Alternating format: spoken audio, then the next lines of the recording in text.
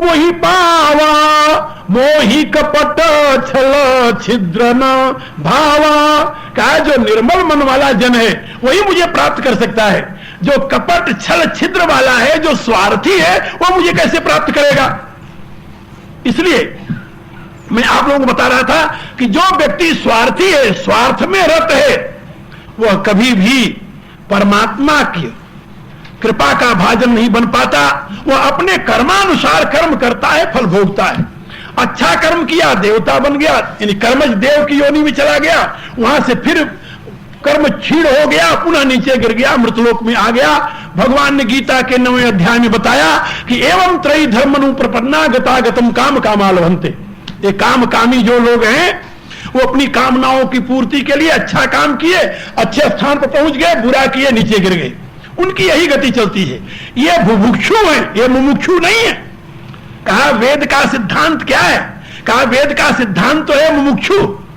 मुमुक्षु को यानी मोक्ष प्रदान करना अंतिम लक्ष्य तो वही है, लेकिन एकाएक ये जीव मुमुक्षु नहीं बनता। क्या समझे? एकाएक ये जीव मुमुक्षु नहीं बन पाता। पहले तो बुभुक्षु ही होता है, बुभुक्षु के बाद फिर उसमें मुमुक्षा का जागरण होता है, और मुमुक्षा का जब जागरण होता है, मोक्ष की इच्छा का जब जागरण होता है, तब वो परमात्मा की तलाश करता है, तब वो सद्गुरु की तलाश करता है, तब वो सत्कर्म की तलाश करता है। जब तक मुमुक्षा का आविर्भाव नहीं हुआ तब तक उसे कोई सद्गुरु नहीं चाहिए। उसे कौन चाहिए? चमत्कारी। कोई ऐसा व्यक्ति हो चमत्कार कर दे, उसको ये नहीं है ये हो जाए, वो नहीं है वो हो जाए, वो नहीं है वो हो जाए, ये दुनिया की चीजें हो जाए, ऐसा चमत्कार करने वाला कोई चाहिए। उसे सद्गुरु की तलाश नहीं है जो उसको परमार्थ पथ पर आगे बढ़ा सके। उसको परमात्मा की तलाश नहीं है। वो तो परमात्मा को चाहेगा तो साधन रूप में। एक महात्मा कहा करते थे कि जो स्वार्थी लोग हैं वो परमात्मा को अपने नौकर से भी कम स्तर वाला समझते हैं। नौकर को तो 1 महीने में पूरी तनख्वाह दे तब उससे कहेंगे ये काम करो तो करेगा वो, और परमात्मा को तो बिना कुछ दिए दिया नहीं जलाए। ये नौकर को ये नहीं कहते कि भाई हम तुम्हें तनख्वाह देंगे, वो कहता है पहले एडवांस दो तो हम काम करेंगे। आजकल यही स्थिति है भारत में, यहां है कि नहीं पता नहीं, लेकिन परमात्मा से कहेंगे हे भगवान हमारा ये काम कर देगा तब तो हम दिया चढ़ाओ। ऐसा लगाता है कि परमात्मा अंधियारे में बैठा हुआ, ये दिया दिखाई तो उसे उजाला मिली। हमारा काम कर दे तब दिया चढ़ाओ, वैसे न चढ़ाओ।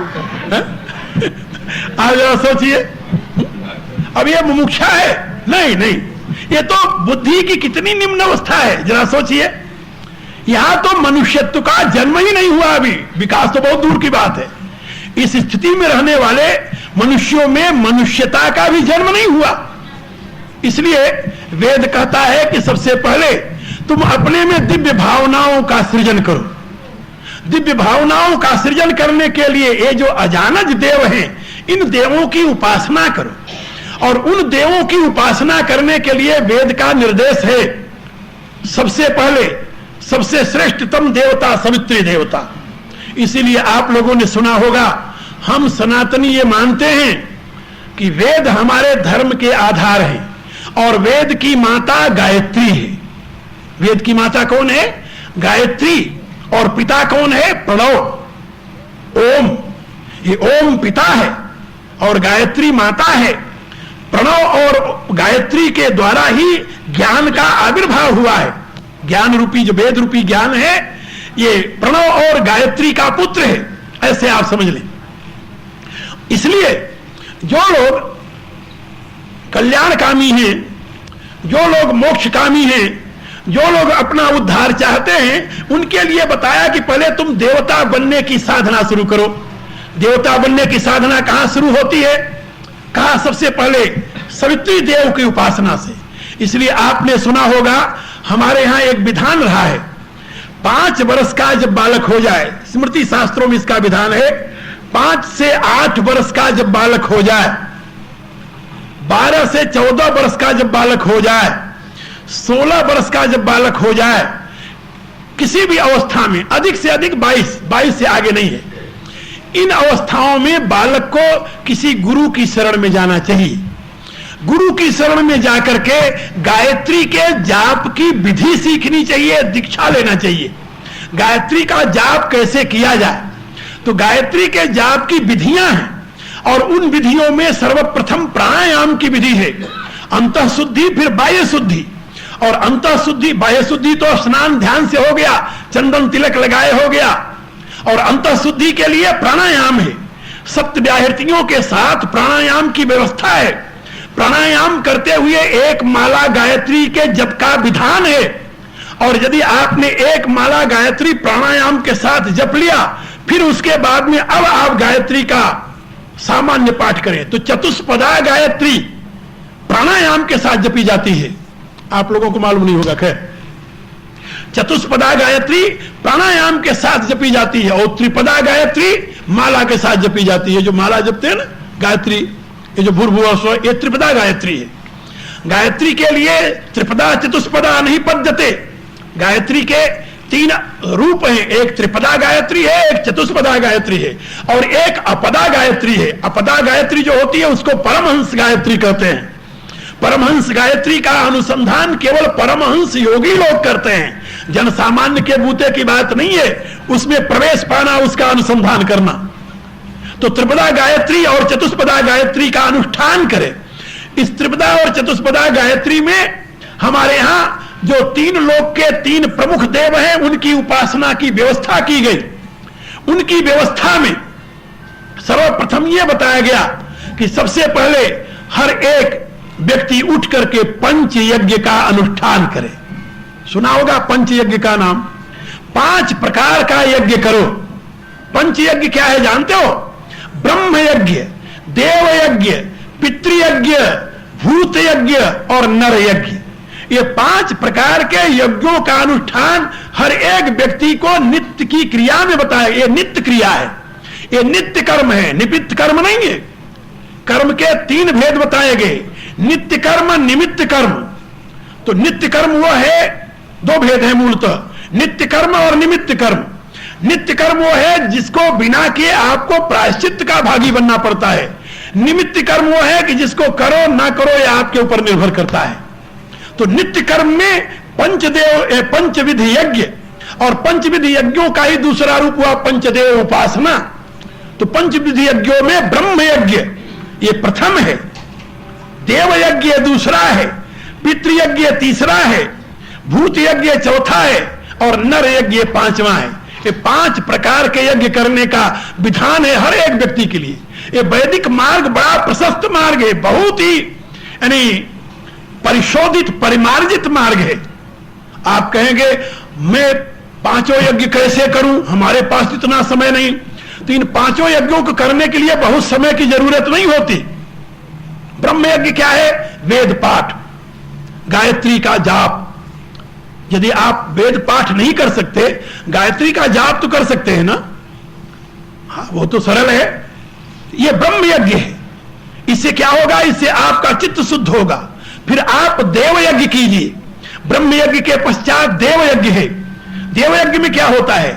गायत्री मंत्र के साथ घी की आहुति अग्नि में डालना, क्योंकि अग्नि समस्त देवताओं का मुख है।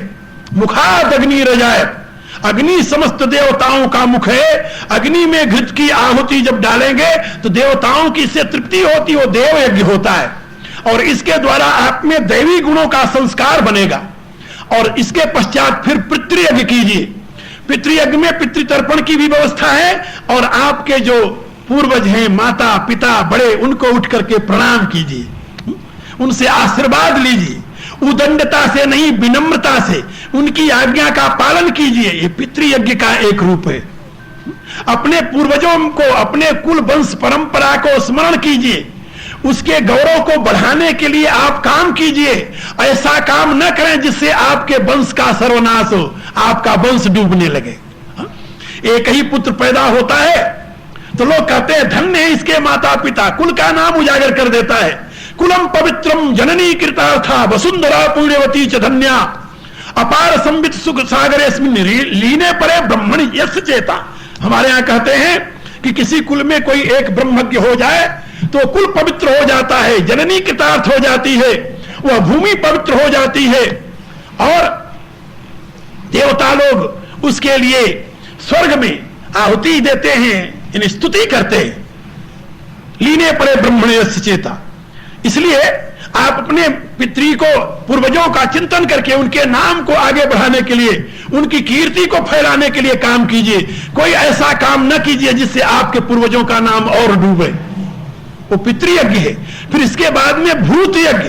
भूत यज्ञ माने अपने प्रयत्न की कमाई से जो प्राणी हैं, चिड़ियों को दाना देना, गऊ को ग्रास देना, पशुओं को चारा देना, ये जितने प्राणी, इनके लिए जो कुछ किया जाता है उसको भूत यज्ञ कहते हैं। और फिर आखिर में है नर यज्ञ। नर यज्ञ किसे कहते हैं? मनुष्यों की सेवा में अपने कमाई का कुछ अंश देना। ये बात समझे? मनुष्यों की सेवा में, मनुष्यों के हित में, मनुष्य के कल्याण में अपनी कमाई का कुछ हिस्सा डालो। तुम स्वयं कल्याण नहीं कर सकते तो जो कल्याण के मार्ग में लगे हुए उनकी मदद करो। तो अपने पुरुषार्थ से कमाए हुए धन का कुछ अंश मनुष्यों के हित में लगाना, ये नर यज्ञ है।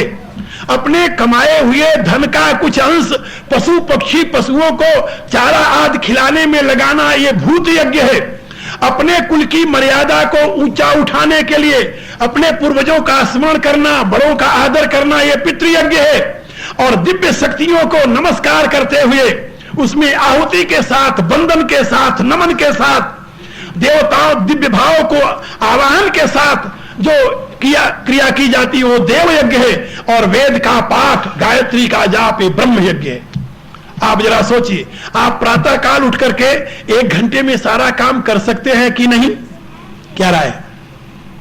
नर यज्ञ करने के लिए तो आपको समय नहीं लगाना है ना। उसके लिए क्या करना है? उसके लिए तो अपनी जो मेहनत करते हो, कमाई आई, उसका कुछ अंश दे दिए। भूत यज्ञ करने में भी आपको खाली समय नहीं लगाना है, उसके लिए भी आप कुछ इस प्रकार का काम कर सकते हैं। अपने पूर्वजों को नमस्कार करने के लिए आपको कौन सा समय लगेगा? अब समय लगेगा केवल 2 कामों में, देव यज्ञ और ब्रह्म यज्ञ में। गायत्री जाप में तो गायत्री जाप कम से कम आप 1 माला कीजिए, अधिक न कीजिए तो प्राणायाम कीजिए, 1 माला जाप कीजिए। यदि आपसे नहीं वेद पढ़ा जाता, गायत्री तो जपा जाता है देवता, उसको समझ करके सभी, ये सबके लिए विधान है। और विधान के अनुसार यदि आप पंचयज्ञ करते हैं तो आप में दैवी गुणों का आविर्भाव होगा। फिर आप देवता बनेंगे और जब देवता बनेंगे तब आप देव की उपासना के पात्र बनेंगे। ये बात समझे? हमारे यहां आचार्य शंकर ने, आचार्य रामानुज ने, आचार्य निम्बार्क, वल्लभ, माधव और रामानंद ने यह बताया कि जब तक मनुष्य इन कर्मों के द्वारा स्वयं को शुद्ध नहीं कर लेता तब तक उसमें मोक्षा का जागरण नहीं होता। शुद्ध अंतःकरण में ही मुमुक्षा का जागरण होता है, मोक्ष की अभिलाषा का जागरण होता है। जिसका अंतःकरण शुद्ध नहीं है उसका नहीं होता। और भगवान ने गीता में बताया कि योगिनः कर्म कुर्वन्ति संगम त्यक्त्वा आत्मशुद्ध है। ये सत्कर्म किस लिए किए जाएं? आत्मशुद्धि के लिए। तो पंच यज्ञों से आत्मशुद्धि होती है। और इन पंच यज्ञों के साथ साथ जैसे मैंने बताया देवयज्ञ, तो देवयज्ञ में 2 प्रकार के देव, जैसे मैं बता रहा हूं, एक तो अजानज देव जो दिव्य शक्तियां हैं परमात्मा की, दूसरे कर्मज देव। कर्मज देव किसे कहते हैं वो भी समझ लो। जो अपने व्यापक भावना से, उदारता से, क्षमा से, सहिष्णुता से, अहिंसा और सत्य के पालन से अपने में दिव्य शक्तियों का संचार किया है, उसको कर्मज देव कहते हैं। ये बात समझे? ऐसे देव को कर्मज देव कहते हैं। कर्मदेवानाम उनके लिए शब्द आया है, कर्मदेवानाम, वो कर्मदेव है। ऐसे कर्मज देव की उपासना करने से क्या होता है? जब आप किसी कर्मदेव के पास जाएंगे जिसने अपने सत्कर्मों से देवत्व प्राप्त किया है, उसके सानिध्य में जाएंगे तो आपको उससे प्रकाश मिलेगा। किसी गुरु के पास जाएं, सदगुरु जिसे कहते हैं, जिसने तपस्या के द्वारा, अध्ययन के द्वारा, साधन के द्वारा अपने में ज्ञान विज्ञान को यानी आविर्भूत किया है, उसके सानिध्य में बैठेंगे तो क्या होगा? आप में वो संस्कार आएंगे। ये बात समझे? जिस प्रकार के व्यक्तियों का आप चिंतन करते हैं उस प्रकार के संस्कार आप में आते हैं, जिस प्रकार के व्यक्तियों का संसर्ग आप करते हैं उस प्रकार के संस्कार आप में आते हैं। आप किस कुल में पैदा हुए हैं इसकी कोई कीमत नहीं है, ये बात याद रखना। रावण श्रेष्ठतम ब्राह्मण कुल में पैदा हुआ था, ये तो आप लोग जानते हो। तुलसीदास ने क्या लिखा? उत्तम कुल पुलस्त्य करनाति, और बड़ा सदाचारी, बड़ा तपस्वी, शिव बिरंचि पूजऊ बहुभांति, पायऊ बरो कीन्यऊ सब काजा, जीत्यऊ लोकपाल सुर राजा। इतना काम उसने सत्य किया, लेकिन उसके बाद में उसे कुसंग मिल गया। रावण की कथा आप लोगों ने शायद सुनी हो, कभी मैंने बताया हो या कहीं से।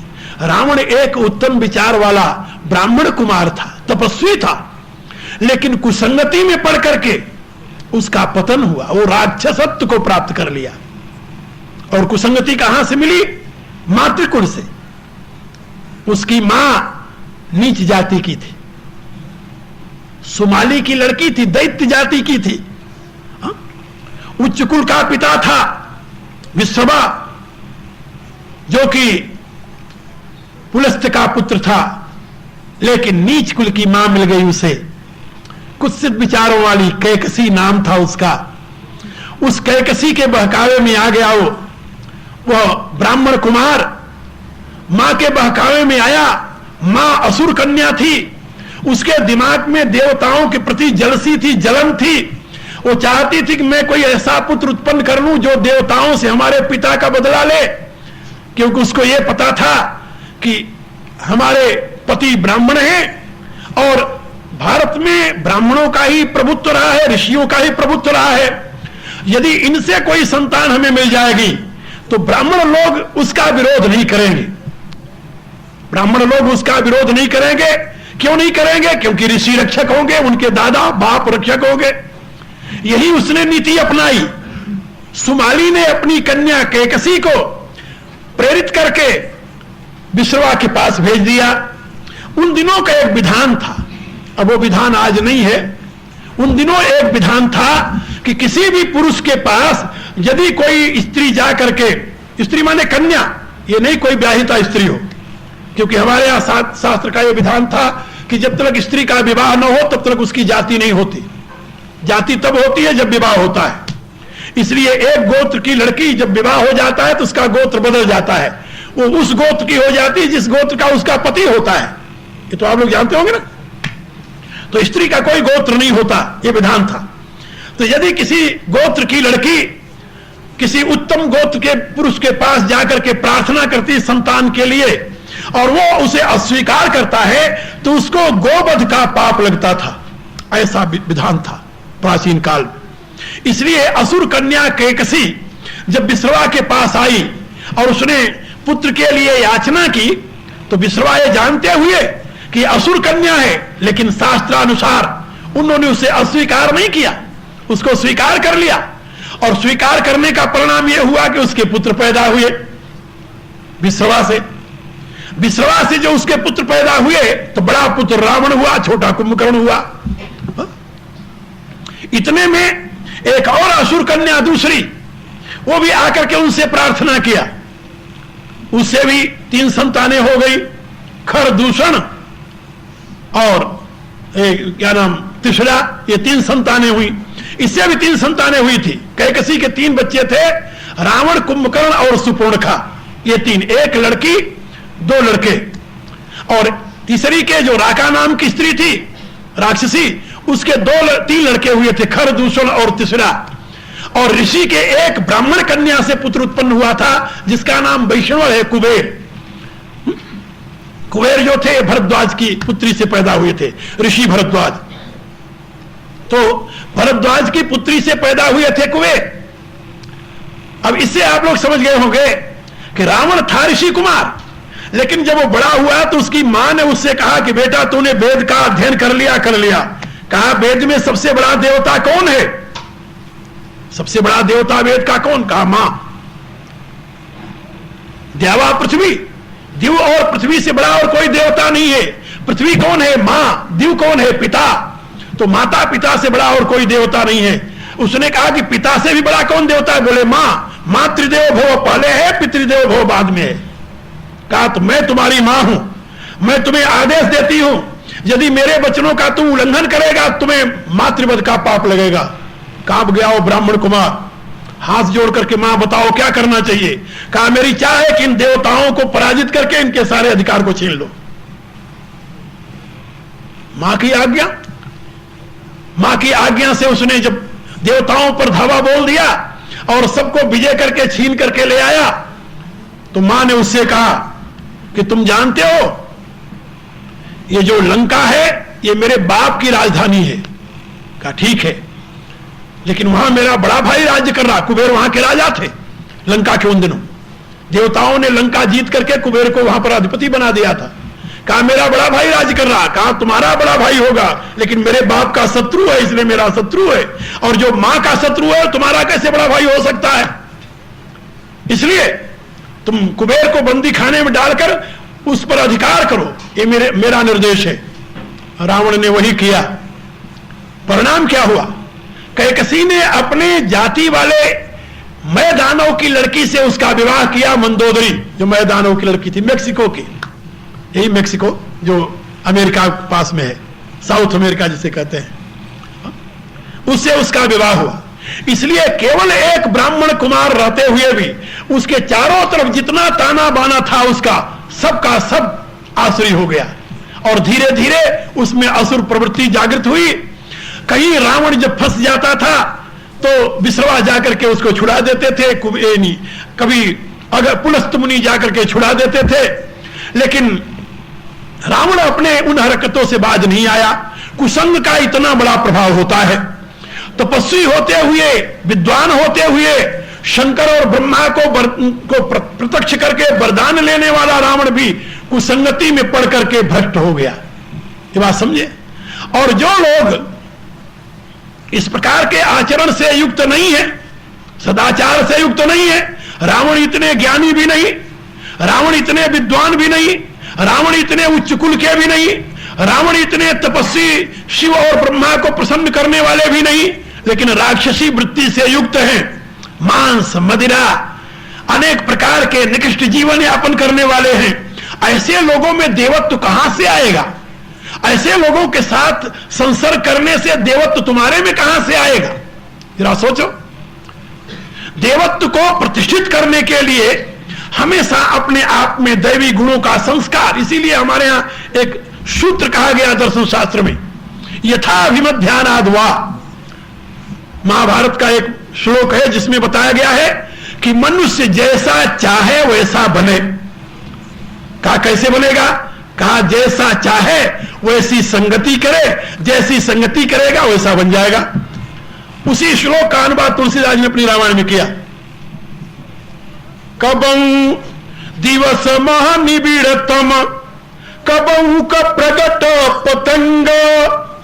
का कभी कभी दिन में ही बादल छा जाते हैं, घोर रात्रि अंधेरा हो जाता है, और कभी हवा जोर की चली तो सूर्य प्रकट हो जाता है, प्रकाश हो जाता है। कहा कैसे? तो उपमा दी उन्होंने। कहा कबहू दिवस निबिड़तम कबहू का प्रगट पतंग उपजई बिनसई ज्ञान जिम पाई सुसंग कुसंग। कहा जैसे अच्छी संगति में जाने से ज्ञान प्रकट हो जाता है, बुरी संगति में जाओ तो ज्ञान नष्ट हो जाता है। भला जिनका आहार विहार शुद्ध नहीं, जिनकी संगति शुद्ध नहीं, जिनका जीवन शुद्ध नहीं, उनमें देवत्व का, उनमें ज्ञान का प्रकाश कहां से होगा?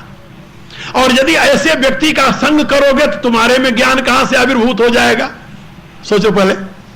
इसलिए शास्त्र कहता है कि बहुत सावधानी के साथ स्वयं को संभालते हुए तुम अपने में देवत्व की प्रतिष्ठा करो, और देवत्व की प्रतिष्ठा करने के पश्चात फिर तुम्हारा जीवन विकास की दिशा में आगे बढ़ेगा। इसलिए यज देव पूजायाम, पूजा माने चिंतन, ये बात याद रखना। पूजा शब्द का अर्थ होता है चिंतन, पूजा शब्द का अर्थ होता है नमन, पूजा शब्द का अर्थ होता है समर्पण। ये पूजा के अर्थ है। फूल चढ़ाना पूजा नहीं, आरती उतारना है पूजा नहीं, ये भी पूजा का एक अंग है। ये सब किस लिए बनाया गया? जिससे कि तुम उसका चिंतन करते रहो, उसके प्रति आदर व्यक्त करते रहो। तो पूजा माने आदर। और ये देव पूजन रूपी जो यज्ञ है, ये यज्ञ का प्रथम स्वरूप है। जब आप में देव पूजन की प्रवृत्ति होगी, देवत्व की प्रतिष्ठा हो जाएगी, अपने आप में संगठन की भावना होगी। अभी हमारे कुछ सज्जन विचार कर रहे थे कि हिंदुओं में संगठन क्यों नहीं होता। कारण क्या है? दुनिया की सारी जातियां अपनी रक्षा के लिए संगठित होती हैं। हमारे प्रिय शिष्य ब्रह्मदेव जी कह रहे थे, हम तो कभी कभी हार जाते हैं कि जिस हिंदू समाज के लिए हमने सारा जीवन दिया है, सब कुछ छोड़ करके जिसके यानी सुधारने और संगठित करने के लिए लगाया स्वयं को, और उनकी जितने राग, जितनी डफली उतने राग, जितने दिमाग उतने, कोई सत्य बात सुनने के लिए भी तैयार नहीं। क्या किया जाए? कहने लगे कभी कभी निराश हो जाता है, निराश हो जाता है मन। लेकिन निराशा की बात नहीं है। मेरी ऐसी राय है कि दुनिया में जितना स्वार्थ वृत्ति आपको हिंदू समाज में मिलेगा, शायद ही कहीं मिले वो। ऐसा क्यों है? कारण क्या? इसके लिए मैं जनता को दोषी नहीं मानता, बिल्कुल नहीं मानता, ना। अभी एक बहुत बड़ा एक सम्मेलन था भारत में, मैं भी गया था उसमें बोलने के लिए। तो वहां मैंने लोगों से कहा कि इसमें तुम लोग दोषी नहीं, इसमें दोषी हम हैं, हमारा दोष है। और हमें यह कहने में कोई संकोच नहीं है कि हम इसमें अपराधी हैं।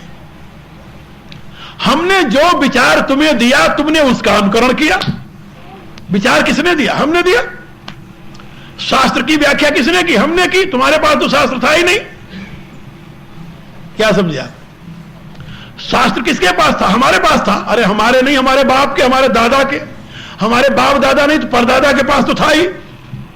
आप सोचो, हमने किसी को शास्त्र में प्रवेश करने का इजाजत ही नहीं दिया। हमारे यहां तो हमारे से 3 पीढ़ी पहले इतने कट्टर लोग थे, हमारे पूर्वज इतने कट्टर लोग थे, क्योंकि सौभाग्य कहिए या दुर्भाग्य, हम दाक्षिणात्य ब्राह्मण कुल में पैदा हुए। दाक्षिणात्य कहते उन्हें। ये जितने भट्ट ब्राह्मण हैं सब दक्षिण के हैं, तेलंगाना से। फिर बाद में जब महाराजा विजयनगरम का राज्य समाप्त हुआ, मुसलमानों का आक्रमण हुआ, ये जो निजाम हैदराबाद का राज्य था, उस राज्य के समय जितने ब्राह्मण थे वहां सब उजड़ करके भगे। कहीं 2 घर पहुंचे, कहीं 1 घर पहुंचे। उन समय विद्वान लोग घूमते हुए क्षत्रियों का आश्रय लेकर के फिर उत्तर प्रदेश पहुंच गए, घूमते हुए। कहीं कोई रह गया, कहीं कोई रह गया, जहां जिसको जगह मिली वहीं रह गया। तो ये उस समय उजड़े हुए लोग हैं। तो मैंने बताया कि ये सारा का सारा कर्मकांड का प्रपंच, ये सारा का सारा विधि विधान का प्रपंच, ये सारा का सारा ब्राह्मणत्व का ठीका ये हमारे पूर्वजों ने ले रखा था। और उसका परिणाम यह हुआ कि हमने किसी को उसमें प्रवेश होने ही नहीं दिया और न किसी को समझने दिया। हमने कहा जो हम कहते हैं वो ठीक है। तो पहले तो थी विरक्ति थी, ईमानदारी की बात है, विरक्ति थी, हमें चाह नहीं थी, हमारे पूर्वज चाहते नहीं थे, उनको कोई चाह नहीं थी। सही में जिसे ब्राह्मण कहते हैं उस ब्राह्मणत्व में प्रतिष्ठित थे वो। उनको दुनिया के वैभव से क्या लेना देना था?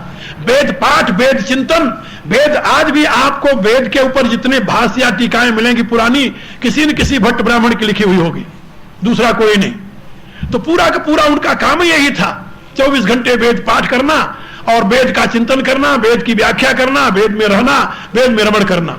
लेकिन बाद में जब परिणाम बदलने लगा, मुसलमान शासन इतना हो गया कि संस्कृत विद्या समाप्त हो गई। बाद में अंग्रेज पहुंच गए तो उन्होंने एक धक्का और उसको लगाया, तो संस्कृतज्ञ को कोई पूछने वाला नहीं रहा। फिर क्या हुआ? फिर हमारे पूर्वजों को मिली थी माफी। हमारे बच्चेपन तक हम हो गए उसको, आप लोग बता रहे। माफी माने जानते हो? इतनी जमीन मिली जिसका लगान नहीं देना पड़ता था, सरकार से फ्री थी। पूरा का पूरा गांव बिना लगान का, उसको माफी कहते हैं। पूरा का पूरा गांव माफी में था। हमारे पूर्वज नहीं, अधिकांश ब्राह्मण समाज को भारत की यही स्थिति रही है। उनको माफियां मिली थी जिनका वो लगान नहीं देते थे, और बिना लगान दिए उन जमीनों में खेती करने वालों को दे रखा था। वो खेती कर लेते थे, आधा दे जाते थे, आधा अपने घर रख लेते थे। तो माफी की जमीन का मुफ्त में माल मिला खाने को, और बिना योग्यता के भी लोग पंडित जी कहते रहे, पांव भी छूते रहे, दक्षिणा भी देते रहे। जहां एक कुछ योग्यता के अभाव में हमारा सुरक्षित था, क्या समझे? और जिस जाति का योग्यता के अभाव में अधिकार सुरक्षित हो जाए, मेरी यह राय है कि सर्वप्रथम पतन का यही बीज है।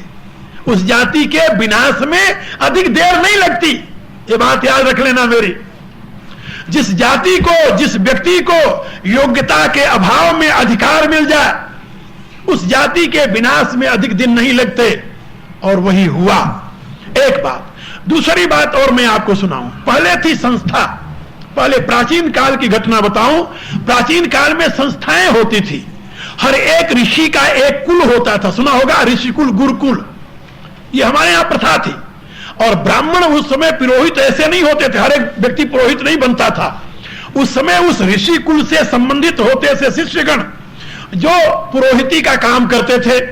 ऋषि स्वयं उनको भेजता था, जहां जरूरत पड़ती थी लोग आते थे, ऋषि से याचना करते थे, उस ऋषि कुल से पुरोहित जाता था। उसका काम था कर्मकांड कराना, यज्ञ करा देना, विवाह शादी करा देना, जो कुछ कर्म है वो कर्म कराया, और कर्म करा करके वहां से आया। उसे जो कुछ वहां से मिला वो गुरुकुल को लाकर समर्पित कर दिया। गुरुकुल माने उस संस्था को। और गुरुकुल में क्या होता था, जरा इतिहास पढ़िए भारत का। जितने ज्ञान विज्ञान का केंद्र था वो गुरुकुल था। केवल वहां पर वेद शास्त्र नहीं पढ़ाए जाते थे, वहां शस्त्र विद्याएं पढ़ाई जाती थी। वहां पर अनुसंधान होते थे, बड़े बड़े अणु अस्त्र, एटम अस्त्र बनाने की बड़ी बड़ी शक्तियां थी वहां पर। आज एक पश्चिमी विद्वानों ने सिद्ध किया है कि आज से 4000 वर्ष पूर्व भारतीय यानी ऋषियों के पास अणु अस्त्र थे। आणविक अस्त्रों का प्रयोग किया उन्होंने महाभारत युद्ध में। और महाभारत युद्ध में जितने अस्त्रों का प्रयोग किया, जानते हो कहां से आए थे? सब भरद्वाज ऋषि के आश्रम से। भरद्वाज ऋषि के पुत्र थे द्रोणाचार्य, सुना नाम? और उन द्रोणाचार्य, भरद्वाज द्रोणाचार्य के द्वारा ही, और उन्हीं द्रोणाचार्य के साले थे कृपाचार्य, कृपी उनकी स्त्री थी। तो कृपाचार्य और द्रोणाचार्य ये भरद्वाज कुल के थे, भरद्वाज की संतान थे। और ये भरद्वाज का आश्रम प्रयाग में था, और उस गुरुकुल से सारे अस्त्र शस्त्रों का विकास हुआ था, जो कि महाभारत युद्ध में काम आया। तो मैं आपको यह बता रहा था कि ऋषि आश्रम जो थे, वहां से केवल वेद शास्त्र पढ़ाए जाते थे, वेद के सभी अंगों का विस्तार होता था। तो वेद के उपवेद होते हैं 4, सुना होगा ना? ऋग्वेद, यजुर्वेद, सामवेद, अथर्ववेद, इनके 4 उपवेद हैं। अर्थवेद, धनुर्वेद, गंधर्व वेद और आयुर्वेद। तो जहां वेद का विस्तार होता तो वहां उपवेद की शिक्षा होती थी। हर एक गुरुकुल में आयुर्वेद पढ़ाया जाता था। हर एक गुरुकुल में धनुर्वेद का एक ब्रांच थी, विंग था, जहां पर अस्त्र शस्त्र की सारी विद्या सिखाई जाती थी। क्योंकि उन गुरुकुलों में राजकुमार पढ़ने आते थे, सामान्य लोग नहीं होते थे। राजकुमार भी पढ़ते थे, क्षत्रिय भी होते थे। क्षत्रियों को क्षत्रियों के अनुसार विद्या दी जाती थी, ब्राह्मणों को ब्राह्मणों के अनुसार विद्या दी जाती थी, वैश्यों को वैश्यों के अनुसार विद्या दी जाती थी। और अनेक प्रकार के अर्थवेद में कला कौशल, जो कला कौशल है, शिल्प कला जिसे कहते हैं, इसकी सूत्रों को विद्या दी जाती थी। सबके लिए, चारों के लिए वहां स्थान था। और जो कोई पुरोहिती का काम करते थे या बाहर काम करते थे, वहां से जो कुछ मिलता था वो गुरु को समर्पित करते थे। ये बात समझे? उसमें किसी का स्वार्थ नहीं होता था। और जहां स्वार्थ नहीं होता वहां पर सेवा होती है, इसको कहते हैं मिशन। और जहां व्यक्ति का स्वार्थ होता वहां मिशन नहीं होता, वहां क्या होता है? प्रोफेशन। वहां सेवा नहीं होती, वहां सर्विस होती है। अंग्रेजी में सर्विस कहते हैं, हमारी भाषा में उसे नौकरी कहते हैं। तो वहां सर्विस नहीं होती, वहां प्रोफेशन होता है। तो प्राचीन काल में इस प्रकार के प्रोफेशन नहीं थे। ये तो बाद में ये पुरोहिती एक प्रोफेशन बन गई ब्राह्मणों के लिए, लेकिन पहले नहीं थी, जो मैं बता रहा हूं। और यही मैंने अपने संस्था में अपने लोगों को भी यही मैंने समझा रखा है कि प्राचीन प्रक्रिया को यदि तुम अपनाओगे तुम्हारा कल्याण होगा। जब व्यक्ति किसी भी प्रकार के साधन से स्वयं को उसका माध्यम चुन लेता है, जैसे हमने कोई काम किया उसका जो फल मिला हमें मिलेगा। जब हमारे व्यक्तिगत स्वार्थ से युक्त हो जाता है वो, तो हम क्या करते हैं जानते हो? मनुष्य में, मैं आज भी सत्संग में बता रहा था अपने शिष्यों को कि पाप के बाप का नाम है लोभ। सुना है कि नहीं आप लोगों ने? हा? पाप के बाप का क्या नाम है? लोभ। हाँ, अब लोभ की जैसे वृद्धि होगी तो हम क्या करेंगे जानते हो भाई? एक जजमान आया, पंडित जी देखो तो हमारा क्या इसमें, तुम्हारे ऊपर तो राहु का कोप है। कहा फिर पंडित जी क्या करें? कहा बस राहु का जाप करा लो, शांत हो जाएगा राहु। कहा राहु शांत हो जाएगा। अब वो राहु का जाप कराए, राहु शांत हो गया, लेकिन जाप करने की जो दक्षिणा ली तो राहु कहां गया? जरा कल्पना करो, उसने अपने सर से राहु उतार दिया देकर।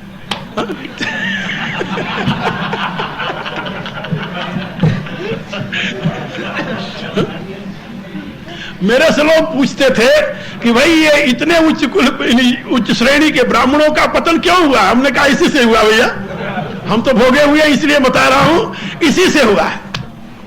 राहु सर पर चला गया, शनि आ गया, मंगल आ गया, जितने क्रूर ग्रह थे, क्योंकि सौम्य ग्रह का कोई दान लेता नहीं, न देता है, ये तो आप लोग जानते होंगे कि नहीं।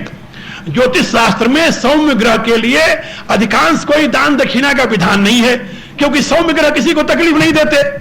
तकलीफ कौन देता है? क्रूर ग्रह। और जब क्रूर ग्रह तकलीफ देगा तो उसी के लिए दान करोगे, उसी के लिए दक्षिणा दोगे। जब क्रूर ग्रह का दान दक्षिणा लिया तो क्रूर ग्रह तो उससे जजमान से चला पुरोहित पर पहुंच गया, अब वो उसके सर पर सवार है, फिर उससे क्या कराएगा? वो जितने निकृष्ट कर्म हैं वो सारे उससे कराएगा। इसलिए दुनिया में मैं दुख के साथ, भारत की भी यही गति है, मैं यहां की बात नहीं करता, भारत की भी यही गति है कि दुख होगा। भारत में अनेकों शराब की दुकानें हैं जिनका मालिक ब्राह्मण है। ब्राह्मणों ने भारत में शराब की दुकानें खोल रखी है। हाँ? शर्मा शू हाउस, जानते हो शू हाउस क्या होता है? हाँ? ये दुख की बात है, खुशी की बात नहीं है। हमें दुख हो, लेकिन सारे वैसे हो गए, ऐसी बात नहीं। हाँ? एक जगह मैं गए थे, उन्होंने कहा कि अब भारत में कोई ब्राह्मण नहीं रहे। मैं खड़ा हो गया, पकड़ लिया उनका लाउड स्पीकर, हम कहा जरा ठहर जाइए, क्या बात है स्वामी जी? हम कहा तुम ये कैसे कह सकते हो भारत में ब्राह्मण ही नहीं रहे? हम तुम्हारे सामने बैठे हुए हैं, 6 फुट लंबे, 1.5 फुट चौड़े। अरे यार, ये तुम कैसे कह सकते हो? हाँ, बहुतायत नहीं रही है कहो, ये मैं मानने के लिए तैयार हूं, लेकिन नहीं रहे ऐसा नहीं कह जा सकते। और आज भी यदि समाज का उत्थान, समाज का विकास, समाज की व्यवस्था कोई करेगा तो वही लोग करेंगे जिन्होंने शास्त्रों का चिंतन किया है, अध्ययन किया है, जिन्होंने शास्त्रों की उपासना की है। आज भी सात्विक संस्कार उनमें मौजूद है। तो मैं आप लोगों से केवल यह बताने के लिए कि जब तक हम अपने जीवन में दिव्यता की प्रतिष्ठा नहीं करेंगे, जब तक हम स्वार्थ का त्याग नहीं करेंगे, जब तक हम समर्पण की भावना से, मिशन की भावना से सत्कर्मों में प्रवृत्त नहीं होंगे, तब तक हमारे में संगठन की वृत्ति नहीं आएगी। ये याद रखो, यज्ञ विज्ञान में यज्ञ देव पूजायाम के पश्चात ही यज्ञ संगत करने हैं। संगत करने माने संगठन। यज्ञ का एक अर्थ है संगठन। आपको जान करके, आप लोग जाने कि नहीं जाने? कभी सुने? नहीं सुने होंगे। यज्ञ का दूसरा अर्थ है संगठन। लेकिन संगठन कब होगा? जब पहले देव पूजन होगा, पहले तुम्हारे में दिव्य भावनाएं आएगी, तब तो संगठित हो गए। स्वार्थ का जब तांडव होता रहेगा, संगठन कहां होगा? कहीं संगठन होगा? हमारे यहां एक कहावत है, हा? हमारे यहां एक कहावत है, हम लोग कभी कभी मजाक में भी कहा करते हैं आपस में, ब्राह्मण कुत्ता हाथी खाए आपन जाति।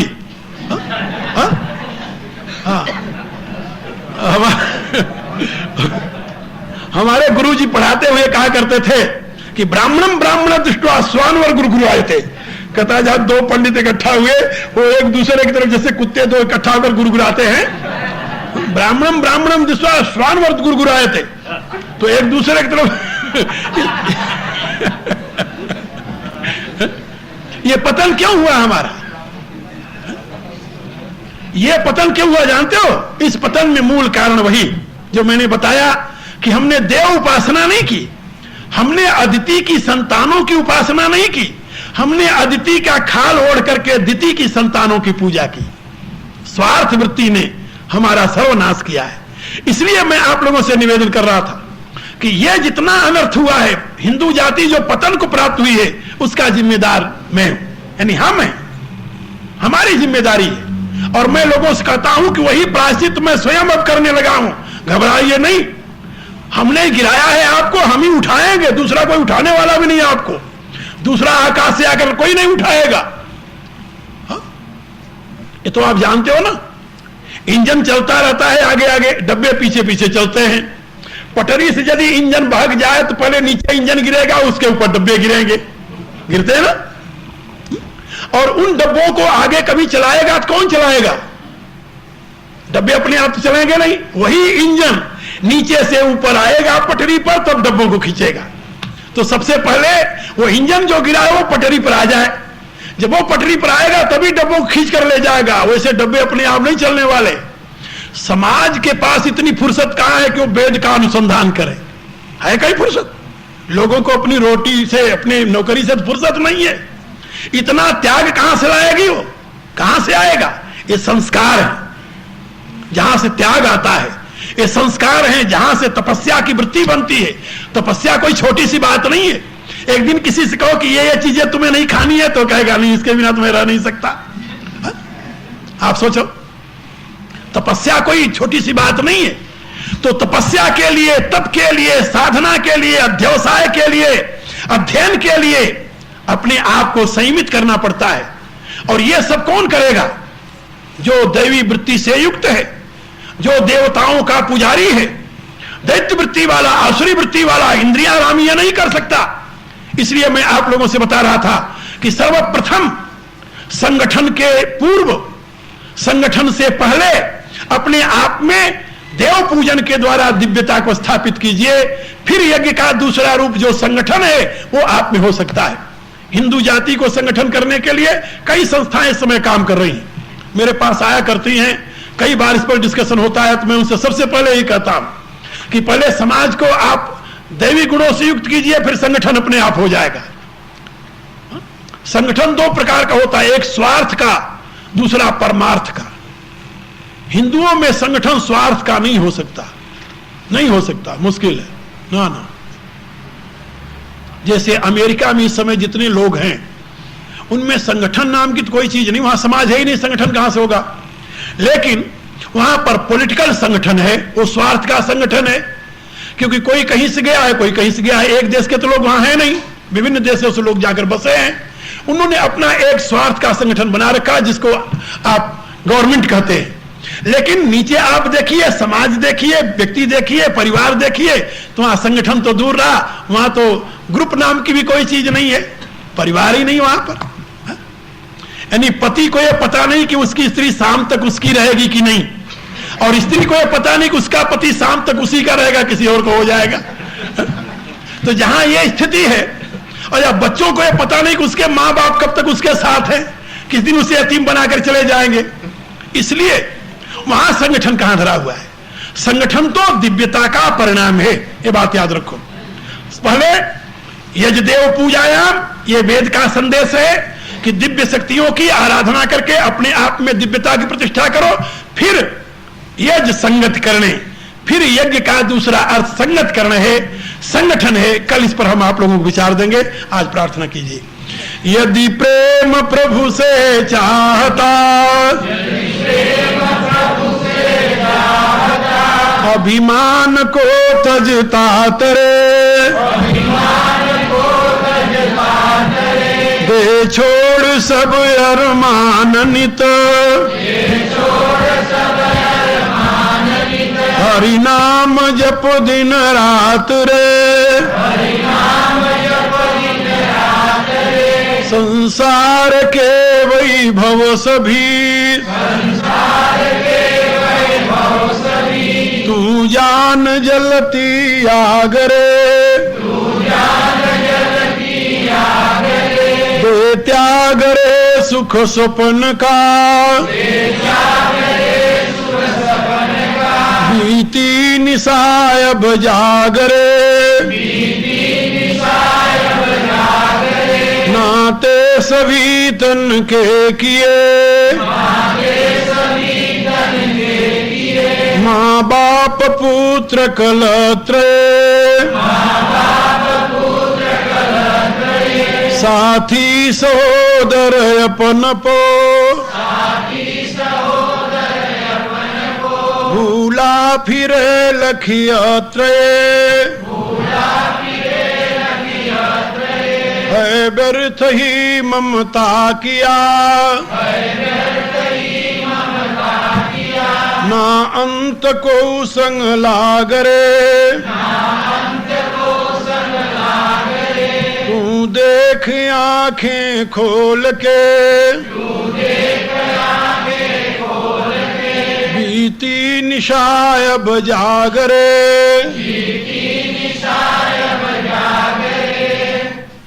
प्रार्थना कर लीजिए ज्ञान प्राप्ति के लिए प्रभु से हाथ जोड़ करके हृदय से वंदन करते हुए ओम भूर्भुवः स्वः तत्सवितुर्वरेण्यं भर्गो देवस्य धीमहि धियो यो नः प्रचोदयात् सर्वे भवन्तु सुखिनः सर्वे सन्तु निरामयाः सर्वे भद्राणि पश्यन्तु मा कश्चित् दुःखभाग् भवेत् ओम पूर्णमदः पूर्णमिदं पूर्णात् पूर्णमुदच्यते पूर्णस्य पूर्णमादाय पूर्णमेवावशिष्यते ओम शांति शांति। आज आप